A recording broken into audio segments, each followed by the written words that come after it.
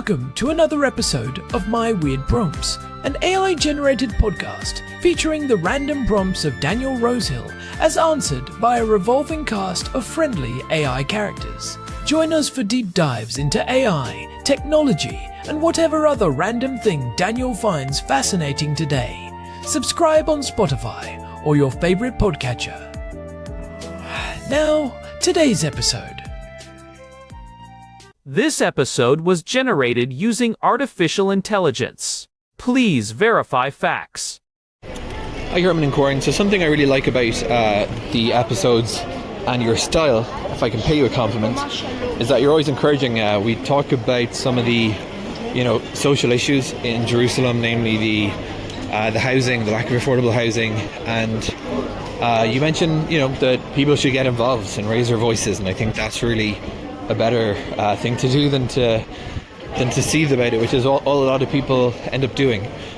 So in the similar vein, I'd love to ask you for your citizen activism advice on the following. This is the other one that really drives me crazy. So I took the light rail in Jerusalem to pick up something, and we talked about, I mentioned before how Jerusalem, I'd say probably over the last maybe 2 years, has instituted this insane regiment of ticket inspections. I mentioned that it's not uncommon that I've had my card checked 2 or 3 times on a short journey. And look, I've no problem with checks, there's fare evasion, but they've taken it to an extreme level, and the ticket inspectors are often, they can only be described as like trying to intimidate and shame people. It's really weird.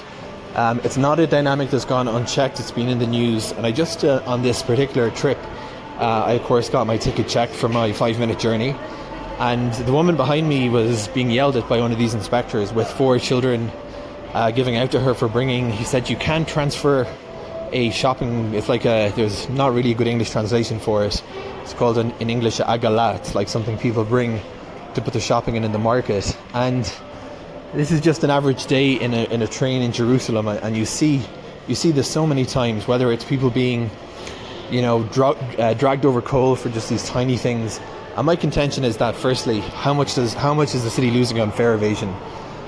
And compare that to how much they have to pay for this extreme regime of ticket inspections, and how much goodwill for tourism, the intangible, is being lost by this pettiness, finding people, for not paying a $2 fine. And I just think it's so, in a city where we've talked about how much traffic there is on the road, and instead of encouraging people to take public transport, it's like they're trying to make it as unpleasant as possible.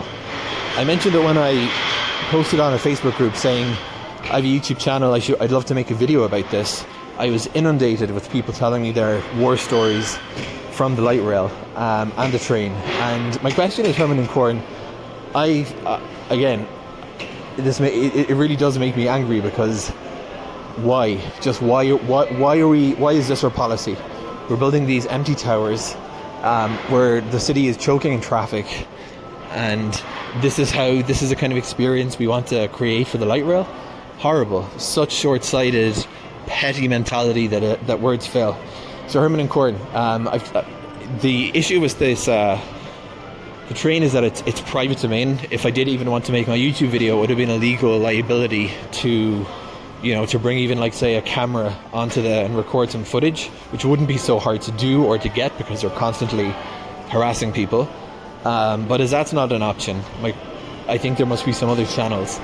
What do you think, Herman and Corn, for resident of the city like me, who's in favour of public transport and feels that their city is implementing policy that is so profoundly counterproductive that you feel we have to push for change? Herman and Corn, citizen activism advice, please, for the light rail inspection saga. Hey everyone, welcome back to My Weird Prompts. I am Corn, and I am sitting here in our living room in Jerusalem, looking out at the grey February rain washing over the stone walls, and just thinking about this city. It is Friday, February 13th, 2026, and even after all these years, Jerusalem remains a place that defies easy explanation. It is a strange place to live sometimes, isn't it? It really is, Corn. Herman Poppleberry here at your service. And yeah, Jerusalem has this unique way of being both incredibly beautiful and deeply, profoundly frustrating all in the same 10-minute span. You can be standing in the shadow of the old city walls feeling the weight of 3,000 years of history, and then 10 seconds later you are being elbowed in the ribs by someone trying to get onto a bus that is already 300% over capacity. Exactly. It is that friction that defines the Jerusalem experience. And speaking of friction, our housemate Daniel sent us a voice note today while he was actually on the red line of the light rail, heading toward the central bus station. He was clearly fired up about what he was seeing. I heard that recording. You could hear the distinctive bells of the Cfir train in the background, that high-pitched ding-ding, and then that specific, slightly aggressive tone of the ticket inspectors. It is a topic that hits close to home for us because, let's be honest, we all use that train every single day. It is the spine of the city. Daniel's prompt was very specific. He is asking about citizen activism. He is seeing this intense, almost intimidating regimen of ticket inspections, what some people are calling enforcement theater, and he feels like it is actually hurting the goal of getting people to use public transport. But here is the kicker. Since the light rail is operated by a private company, Cfir, people feel stuck. They feel like they cannot even document what is happening, or defend themselves without getting into legal trouble for filming in a private domain. It is a fascinating and deeply messy intersection of urban planning, private law, and civil rights. And honestly, Corn, it is one of the most common complaints you hear in Jerusalem right now in early 2026. As the Green Line starts its partial operations and the city becomes even more dependent on these tracks, people are feeling harassed in a space that is supposed to be a public service. So today, we are going to dive into the mechanics of this. Why is the inspection so aggressive? What are the legal realities of the train being classified as a private domain? And most importantly, what can the residents of Jerusalem actually do to push for a more humane, sensible system? I have been doing some deep dives into the updated contracts between the Jerusalem municipality, the Ministry of Transport, and the operator, Cfir. There is a lot to unpack there regarding how these companies are incentivized.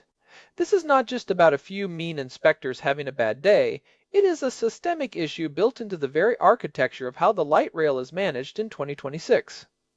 Let's start with the atmosphere Daniel described in his note. He mentioned seeing a woman with 4 small children being yelled at because she had an agala, one of those metal shopping carts everyone uses for the shuk. She was trying to balance the kids and the groceries, and the inspector was looming over her, demanding to see her RAVCAV and telling her the cart was blocking the aisle. To a casual observer, that sounds like a minor logistical friction. But the response was totally disproportionate. It wasn't, let me help you move this. It was, you are in violation. Right, and that is the core of the friction. The agala is a staple of Jerusalem life. You go to Mahana Yehuda, you fill up your cart with vegetables and pita, and you take the train home.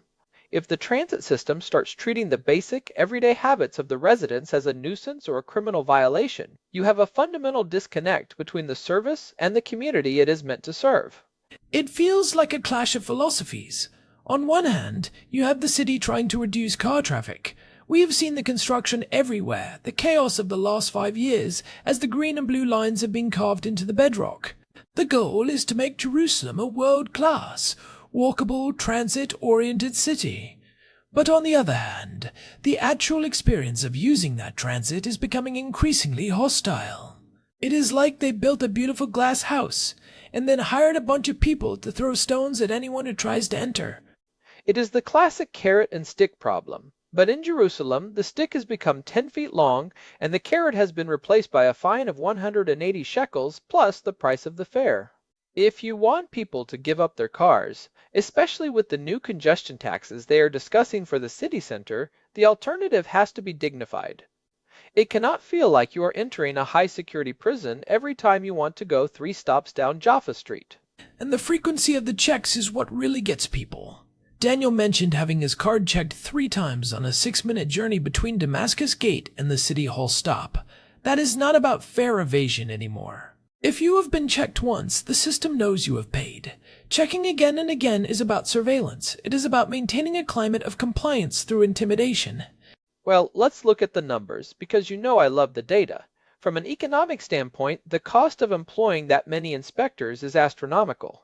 Think about their salaries, their uniforms, their body cameras, their benefits, and the management overhead. Does the amount of money they recover from those 180 shekel fines actually cover the cost of the enforcement? In most cities, the answer is a resounding no. That is a great question.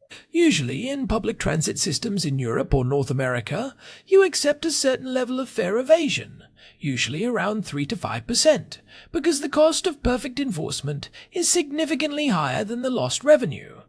So why is Jerusalem, through Cfir, doing the opposite? Why are they spending 5 shekels to chase down 1 shekel of lost revenue? My theory, based on the research I have done into the PPP or public-private partnership model used here, is that it might not be about the revenue from the tickets themselves. Often, these private operators have performance benchmarks tied to their contracts. But there is also a dark incentive. In many of these contracts, the private company gets to keep a significant portion of the fine revenue. If the fines are a profit center rather than a deterrent, the company is incentivized to create a system where it is easy to accidentally fail to validate. That is a huge point. If the system is confusing, if the validation machines are slow, or if the app doesn't refresh fast enough and the company makes money every time someone makes a mistake, then they have zero incentive to make the system more user-friendly. In fact, they have a financial incentive to keep it glitchy.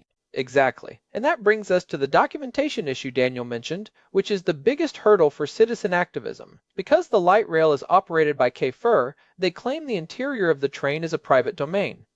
They often tell passengers that they are legally forbidden from filming the inspectors. They cite the Privacy Protection Law of 1981 and subsequent updates, claiming that the train is the private office of the inspector. But is that actually legally enforceable in 2026? I mean, this is a service provided to the public, in a public space, funded by billions of shekels of public tax money. How can it be private when they want to stop you from filming their behavior, but public when they want government subsidies to build the next line? It is a legal gray area that they exploit brilliantly. In Israel, there are strict privacy laws regarding filming people in their place of work if that work happens in a non-public space. The inspectors argue that the carriage is their workplace. If you film them, they claim you are violating their privacy and interfering with a public servant in the line of duty, which is a criminal offense. That sounds like a very convenient shield for bad behavior. If you cannot document the interaction, it is your word against theirs. And we know who the Ministry of Transport and the police are going to believe in that scenario. It creates a total power imbalance. Exactly. And that is why Daniel is feeling so frustrated. He wants to make a video, he wants to show the world how that mother with the shopping cart was treated, but he is worried about the legal liability. And he should be careful. Cfir has a very active legal department that has been known to send cease and desist letters to people who post videos of inspectors on social media. So if the direct approach of filming is risky, how do we move toward effective activism? We cannot just let the atmosphere of our city be degraded like this. We cannot have a city where the public, part of public transport, is a lie. Well, the first thing to realize is that activism in 2026 is not just about viral videos. It is about data and sustained, organized pressure. If we want to change how the light rail operates, we have to move the lever where the power actually sits. And that lever is not held by the individual inspector. It is held by the Jerusalem municipality and the National Public Transport Authority. So, instead of filming a specific inspector's face, which gets you into that privacy trap, what if residents started keeping a collective, anonymous log? Imagine a public database, maybe a simple app or a shared spreadsheet, where people record the time, the station, the carriage number, and the nature of the interaction. No names, no faces, just hard data points. That is brilliant, Corn. That is how you beat a bureaucracy. If you can show that on a Tuesday at 4 p.m. at the central bus station, there were 8 inspectors for one single carriage, and they delayed the train by 3 minutes to check everyone, that is a data point. If you have 10,000 of those data points, you have a report that the city council and the mayor cannot ignore. Right. It moves the conversation from, "This inspector was mean to me," which they can dismiss as an isolated incident, to "The current enforcement policy is causing systemic delays and harassing the tax-paying public." It turns a personal grievance into a documented policy failure. And you can also look at the reasonableness standard. Even though there were massive political changes regarding that concept in 2023 and 2024, the fundamental administrative principle that a public service must act in a reasonable and proportionate manner still carries weight in the Israeli courts. Is it reasonable to yell at a mother for a shopping cart? Is it reasonable to check a card 3 times in 1 kilometer? A clever lawyer could make a very strong case that this is an unreasonable exercise of authority granted by the state. I think there is also a freedom of information angle here. As citizens of Jerusalem, we have the right to know the exact terms of the contract between the city and Cfir. We should know if there is a fine quota. We should know if the company gets a percentage of the increased revenue from vines. If they do, that is a clear textbook conflict of interest. It incentivizes them to be as aggressive as possible, because their profit margin depends on it. I would bet my entire library that there is some form of incentive structure there. We should be pushing for the full disclosure of those performance metrics. If the public sees that the company is literally profiting from being a nuisance, the political pressure would be enormous.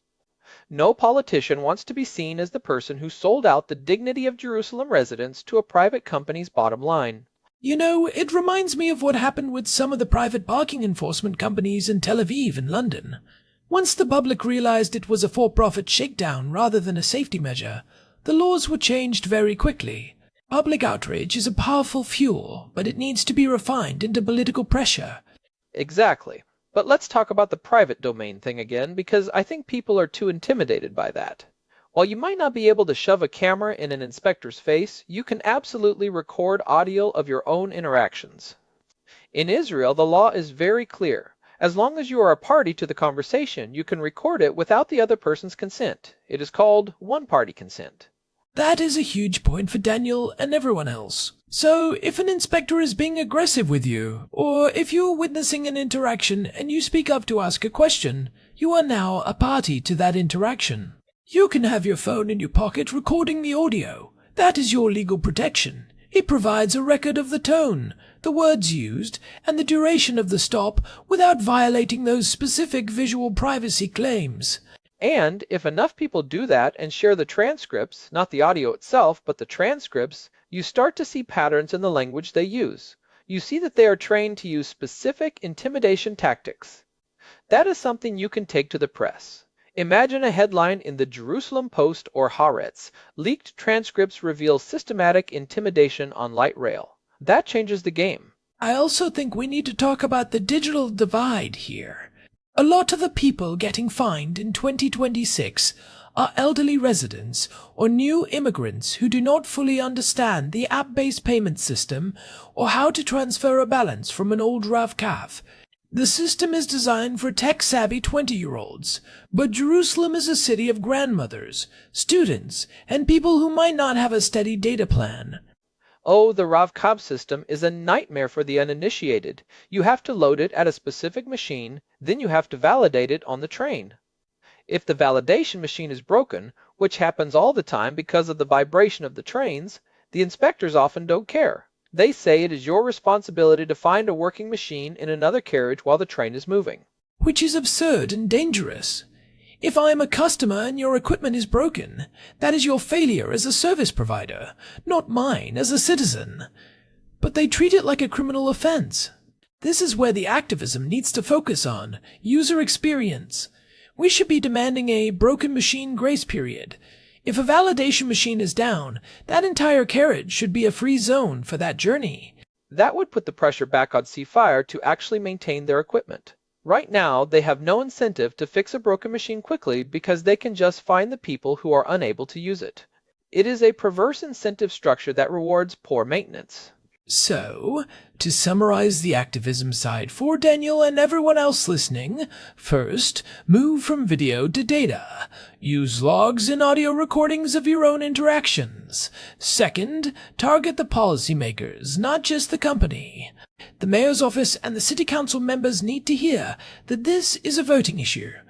If they think their re-election depends on fixing the light rail atmosphere, they will find a way to rewrite those contracts. And third, use the legal tools we have.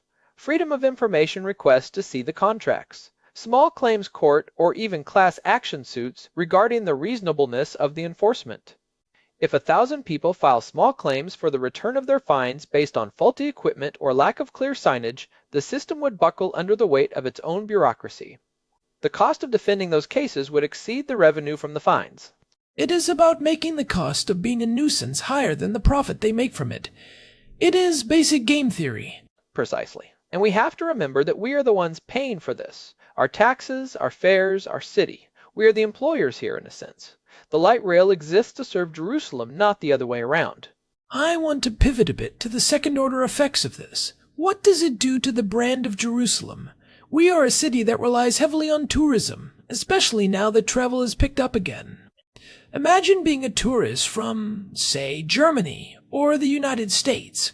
You hop on the train at the Jaffa Gate to go to the market. You think you paid via the app, but you didn't see the confirm button, and suddenly you're being surrounded by 3 guys in vests yelling at you in a language you don't understand.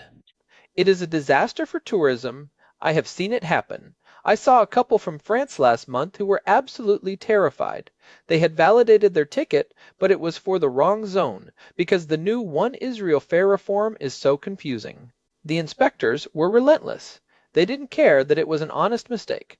That couple is never coming back to Jerusalem, and they are going to tell everyone they know that the city is a hostile, aggressive place. It creates this image of a police state light. And in a city that already has so much organic tension, political, religious, social, adding this unnecessary layer of friction is just bad policy. It is like the city is trying to sabotage its own success. We spent billions to build this beautiful infrastructure, and then we poisoned the well. It really is. And we talk about the broken windows theory in policing, the idea that if you fix the small things, the big things get better.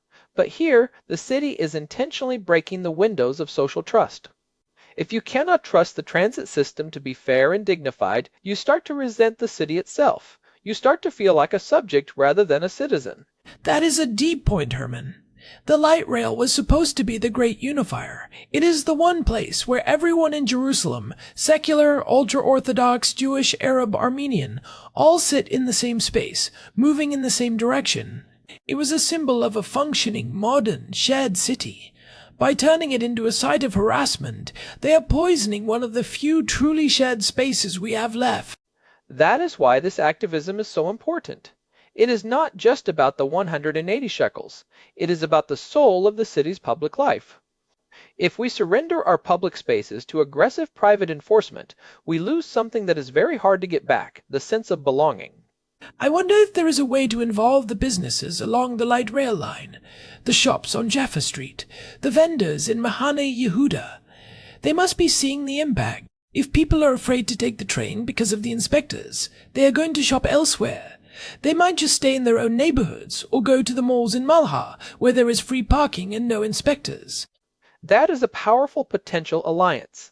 If the Merchants Association of Jerusalem came out and said the light rail enforcement is hurting our bottom line, the mayor would listen. Money talks in this city, and the business owners have a lot of influence. They are the ones who pay the high municipal taxes that fund the city's budget.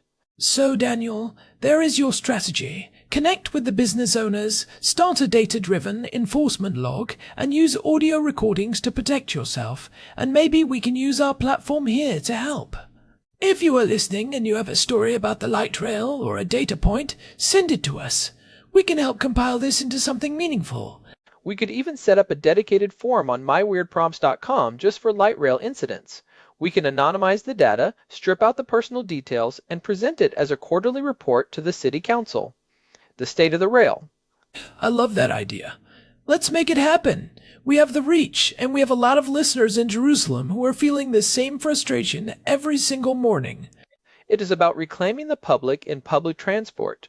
It shouldn't be a weird prompt to ask for basic dignity on a train. Well said. You know, Herman, I was thinking about how this compares to other cities. You've traveled a lot for your research. Is this Jerusalem style of inspection common elsewhere? Not in my experience, no. I mean, you look at Berlin. They have the plainclothes inspectors, the controllers, which has its own issues, but it is rarely this performative or aggressive. In many cities like Luxembourg or parts of Germany and France, they are moving toward fare-free transit because they have realized the cost of enforcement and the social friction it creates just isn't worth the revenue. Fare-free transit in Jerusalem. Now that is a radical thought for 2026. Imagine the impact on traffic and air quality if the train was just free. It would be revolutionary. And if you think about the billions we are spending on building the new lines, the actual fare revenue is a drop in the bucket. Most of the funding comes from the national government anyway. Making it free would eliminate the need for inspectors entirely, eliminate the private domain, legal battles, and make the city incredibly accessible for everyone. But instead, we are going in the opposite direction.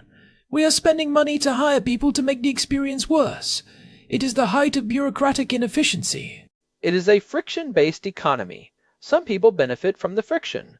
The private companies, the security firms. But the public pays the price in both money and stress. I think one of the most effective things we can do as citizens right now is to simply be witnesses.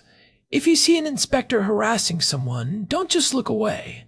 You don't have to get in a physical fight, but you can stand there, you can watch, you can ask the person if they are okay. You can say, I am witnessing this interaction. The power of the bystander is real. These inspectors rely on the fact that everyone else is too scared, too tired, or too busy to intervene. If they know they are being watched by 10 other passengers who are all clearly paying attention, they are much more likely to follow their own rules and stay professional. It is about creating a culture of accountability. We are all in this together. If you see someone struggling with the validation machine, help them out before the inspector gets there. If you see an inspector being out of line, speak up calmly. Exactly. Calmly is the key word. Don't give them an excuse to call the police or claim you are being disorderly. Just state the facts. I am recording the audio of this interaction for my own protection. I am observing that you are not allowing this passenger to explain the machine error. It is amazing how much people's behavior changes when they know they are being observed and documented. It is the Hawthorne effect, right? Precisely. And in this case, we can use that psychological principle for the public good. We are the observers now. I feel like we have given Daniel a lot to chew on here. It is not a quick fix, but it is a path forward. Activism in a city like Jerusalem is a marathon, not a sprint. You have to be persistent. You have to be smart about the law, and you have to build alliances across different communities. And you have to keep your sense of humor. Jerusalem will always find new ways to be weird. Today it is ticket inspectors, tomorrow it will be something else. But that is why we love it, I guess. It keeps us on our toes. I don't know if love is the word I would use for the ticket inspectors, Herman. Fair point. Let's say we appreciate the complexity of the challenge they represent. Spoken like a true puppleberry. Guilty as charged. But seriously, this is a topic that matters because it is about how we live together in a crowded space. If we cannot get a simple train ride right, how are we going to solve the bigger, more existential issues in this city? That is the ultimate question. Public transit is the circulatory system of the city. If it is clogged with hostility and anxiety, the whole city feels sick. We need to clear the pipes. We should probably mention that we have covered similar urban issues before. We did an episode on the hostile architecture of the new bus stops a few months back. It is all part of the same trend of making the public square less welcoming. Oh, that is right. Episode 542. If you haven't heard that one, it is worth a listen. It is about how the physical design of our city benches you can't sit on, lights that are too bright, is being used to discourage people from just existing in public. It is all connected. The benches you cannot lie down on, the inspectors who won't let you have a shopping cart, the lack of shade. It is a push toward a sanitized, controlled version of the city that doesn't actually fit the beautiful, messy reality of the people who live here. Well, we are not going to let them sanitize us out of existence, are we? Not without a fight, or at least not without a very well-documented, data-driven podcast episode and a few thousand audio recordings. Exactly. So, for everyone out there riding the red line or the new green line segments today, keep your heads up, keep your RAV cabs validated, and keep your recorders running. We are all in this together. And hey, if you have been enjoying the show, we would really appreciate a quick review on your podcast app or on Spotify. It genuinely helps other people find us, and it keeps us motivated to keep diving into these weird prompts every week. Yeah, it really does. We love seeing the feedback and the ratings from all over the world, but especially from here in Jerusalem. It makes the living room feel a bit bigger knowing there are so many of you out there listening to the rain with us. Definitely. And if you have your own weird prompt or a specific story from the Jerusalem Light Rail, head over to myweirdprompts.com and use the contact form. We want to hear from you. We want your data points. We really do. This has been a great discussion, Herman. I feel like I have learned a lot just by talking through the legalities with you. Same here, Corn. It is always better when we put our heads together. It makes the city feel a little less daunting. All right, that is our time for today. Thanks for listening to My Weird Prompts. We will be back soon with another deep dive into the strange and wonderful world we live in. Until then, stay curious, stay engaged, and keep your eyes open. Goodbye, everyone. Goodbye. This episode was generated using Gemini Flash 3. Text-to-speech engine was Chatterbox Turbo. Thanks for listening to another episode of My Weird Prompts, an AI-generated podcast featuring Daniel Rosehill's AI prompts, as answered by a revolving cast of friendly AI characters including me, Cornelius the Sloth. Subscribe on Spotify or visit myweirdprompts.com.